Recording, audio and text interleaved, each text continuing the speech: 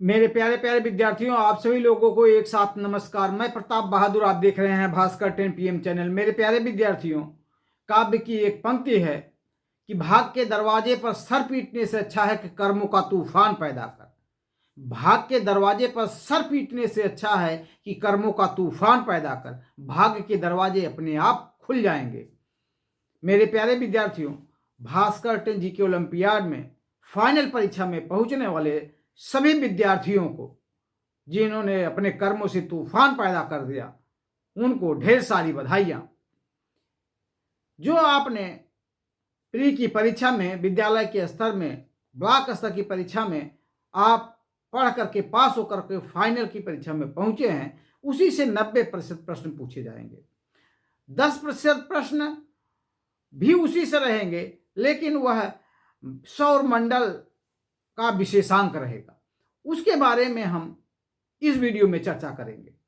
मेरे प्यारे विद्यार्थियों, विश्व के सभी वैज्ञानिक शोध करके यह सिद्ध कर चुके हैं कि सौर मंडल या सौर परिवार का निर्माण सूर्य से हुआ, जिसमें जो है कई ग्रह आते हैं। उन ग्रहों का नाम है बुध, शुक्र, पृथ्वी, मंगल, बृहस्पति, शनि, अरुण, वरुण।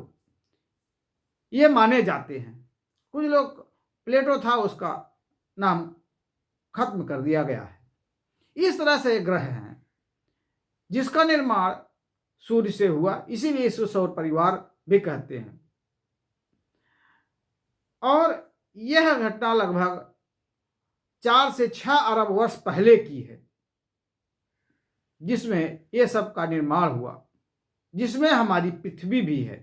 हमारी पृथ्वी का निर्माण इस प्रकार से 4 से 6 अरब वर्ष पहले माना जाता है। सब सूर्य के सबसे नजदीक ग्रह कौन सा है? वह है बुध।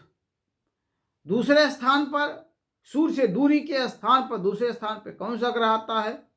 वह आता है शुक्र। शुक्र को इवनिंग एंड मॉर्निंग स्टार भी कहते हैं। यह सबसे चमकीला तारा है और सबसे गर्म भी है। तीसरे स्थान पर हमारी पृथ्वी आती है। हमारी पृथ्वी जो है नीले रंग की दिखाई देती, इसे नीला ग्रह भी कहते हैं। क्यों? क्योंकि यहां पानी की अधिकता है।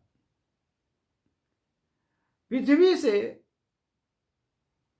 जो है बुध, शुक्र, मंगल, बृहस्पति, शनि आदि ग्रह दिखाई देते हैं।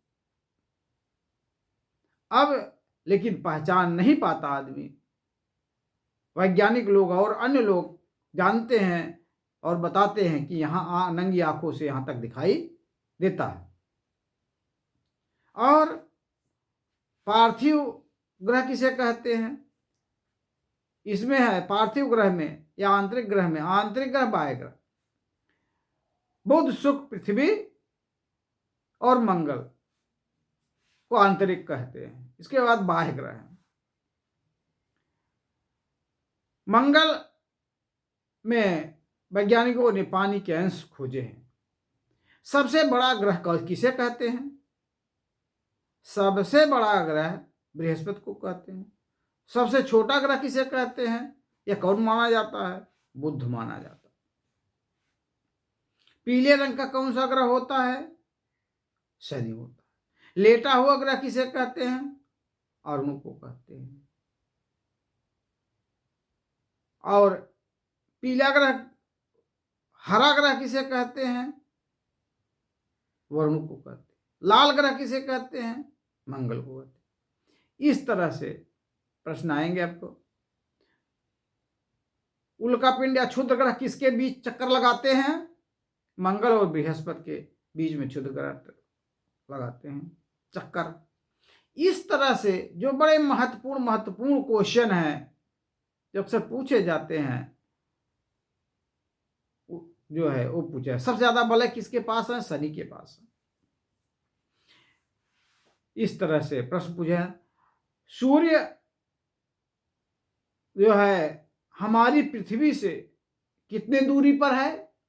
15 करोड़ किलोमीटर दूरी पर है। सूर्य हमारी पृथ्वी से कितना बड़ा है? तो 13 लाख गुना बड़ा है।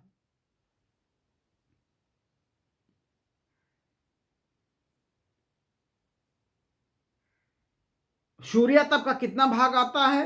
1/12वां भाग आता है। इस तरह से सूर्य से पृथ्वी का निर्माण हुआ और सभी ग्रहों का निर्माण हुआ। फिर पृथ्वी धीरे धीरे ठंडी हुई अरबों वर्षों में।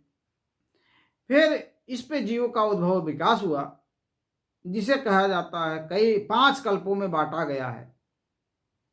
प्रथम महाकल्प है आर्कियोजोइक पूरा जीविकल्प, और फिर आ जाता है पेलियोजोइक युग, मेसोजोइक युग, सेनोजोइक युग, नियोजोइक युग, नियोजोइक कल्प। ये 5 कल्पों में 5 महाकल्पों में बांटा गया है। आर्कियन युग में जो है नदी, पहाड़, पर्वत, झील, झरने का निर्माण हुआ और अंत तक आते आते एक कोष की जीवों का विकास हुआ। पेलियोजोइक युग को मत्स्य युग कहते हैं, मछलियों का विकास हुआ। मेसोजोइक युग में आर्कियोप्टेरिस, डायनासोर, घड़ियाल, कछुए का जन्म हुआ। आर्कियोप्टेरिस ऐसा पक्षी था जिसके चोंच में भी दांत होते थे। डायनासोर के बारे में तो आप जानते ही हैं, जुरासिक पार्क बन जाने से फिल्म सब जानते हैं। सेनोजोइक में दूध पिलाने वाले जीवों का उद्भव और विकास हुआ, जिनमें मैमथ आदि आते हैं। नियोजोइक युग में आज का युग आता है, या हमारा लोगों का जन्म हुआ। इसके बाद आता है इतिहास, तब शुरू होता है पाषाण काल। इस भूगोल के बाद पाषाण काल शुरू होता है। पाषाण काल में मनुष्य आदिम था। वो पैरों के बल फिर 2 पैरों से चलना सीखा, कई करोड़ों वर्ष तक इस तरह से था, लाखों करोड़ों वर्ष। इस तरह धीरे धीरे पहले धीरे धीरे खड़ा हुआ, बड़ा हुआ, चलने लगा। और वो क्या खाता था? आदिम था चूंकि, तो जंगली जानवरों का शिकार करता था, कच्चा मांस खाता था, उनकी खालें पहनता था और गुफा में रहता था। गुफा से निकलता था, तालाब, झील, झरने, नदी, जो पानी मिलता था गंदा मंदा वही पीता था। पाषाण काल के बाद आता है सिंधु घाटी सभ्यता। तब मनुष्य सभ्य हो गया था। वह कपड़े पहनता था और पका करके भोजन करता था, मकान में रहता था, स्नानागार, अन्नागार, बहुत सी चीजें पाई गई। फिर वैदिक काल आता है, फिर मौर्य काल, फिर बुद्ध काल, फिर मुस्लिम का, फिर अंग्रेज, फिर वर्तमान काल, स्वतंत्रता का युग। इस तरह से आता है। जो सूर्य है, सूर्य से जो है हमें क्या क्या चीजें प्राप्त होती हैं। देखिए, सूर्य का प्रकाश होता है। आपको पता ही है कि सूर्य से पृथ्वी का निर्माण हुआ, फिर उसी पर उद्भव और विकास हुआ। तो सूर्य जो है, सभी जीव, अगर सूर्य न होता तो जो न पृथ्वी का निर्माण हुआ था, न एक उसकी जीवों का निर्माण होता। प्रकाश होता है तो जितने भी पेड़ पौधे हैं वह अपना भोजन बनाते हैं। सूर्य का प्रकाश और खनिज, लवण, पानी लेकर के अपना भोजन बनाते हैं, और उस भोजन को सभी मनुष्य और पशु पक्षी खाते हैं। इस प्रकार से सूर्य सबके भोजन का मूल स्रोत है।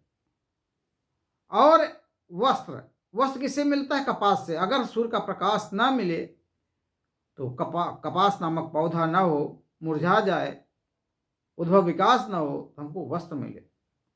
और जो हम लोगों ने मकान बनाए हैं, पृथ्वी, सूर्य से पृथ्वी का निर्माण हुआ, यही खोद खाद करके हमने मिट्टी, पत्थर, सरिया, सीमेंट से हमने मकान बनाया। और भौतिक सुविधाएं जितनी भी, सुई से लेकर हवाई जहाज तक, मोबाइल, कंप्यूटर, आज जितनी भी चीजें बनाई, यही पृथ्वी पर पाई जाने वाली चीजों को हमने खोद खाद के मिला करके वैज्ञानिकों ने बना दिया। इसलिए भौतिक सुविधा का कारण भी सूर्य है। और प्रत्यक्ष दर्शन सूर्य सबको दिखाई देता है। जब भी बच्चा जन्म लेता है तो डॉक्टर कहता है कि इसको सूर्य दिखाइए, नहीं तो इसको पीलिया हो जाएगा, सुखवा हो जाएगा या जीवित नहीं रहेगा। उसको दिखाया जाता है और सूर्य हर जगह से, चाहे अमेरिका हो, चाहे सऊदीया हो, चाहे जंगल हो, समुद्र हो, हर जगह से दिखाई देता है। और दीर्घ जीवन, जिस तरह से माता पिता हमको ग्राई पाउडर, बीसीजी, डीपीटी लगाते हैं, हम दीर्घ जीवन, इसी तरह से सूर्य प्रकाश देता है और ये सभी पौधे प्रकाश संश्लेषण करते हैं और प्रकाश संश्लेषण करने के बाद ऑक्सीजन निकलता है और हम ऑक्सीजन से जीवित रहते हैं। अगर ऑक्सीजन न निकले तो मनुष्य 3 मिनट के अंदर तड़प तड़प के मर जाए। और सूर्य तप का 1/4वां भाग आता है। मनुष्य अधिकतम 60 तापमान तक जीवित रह सकता है। अगर सूर्य अपने तापमान का 1% पृथ्वी पर दे दे तो पृथ्वी का तापमान 1 करोड़ गुना बढ़ जाएगा। तो हम क्षण भर में जल करके धुएं की तरह उड़ जाएंगे। इस प्रकार से हमको जहाँ तक लगता है कि सूर्य के रहमो करम पर ही जीवित है। इस धरती पर हमको लगता है कि माता पिता से बड़ा कोई देव, कोई गॉड नहीं है और इस पृथ्वी के ऊपर सूर्य से बड़ा कोई गॉड नहीं है, क्योंकि सूर्य से ही हमको सब कुछ प्राप्त होता है और उसी के रहमो करम पर हम जीवित हैं। इस तरह से जो महत्वपूर्ण क्वेश्चन है, आपके सिलेबस से 90% आपके जो आपने पढ़ा है उससे पूछे जाएगा, 10% आपके 10-5 जो भी क्वेश्चन है सौरमंडल से पूछे जाएंगे। इस तरह से आपका सिलेबस पूर्ण होता है।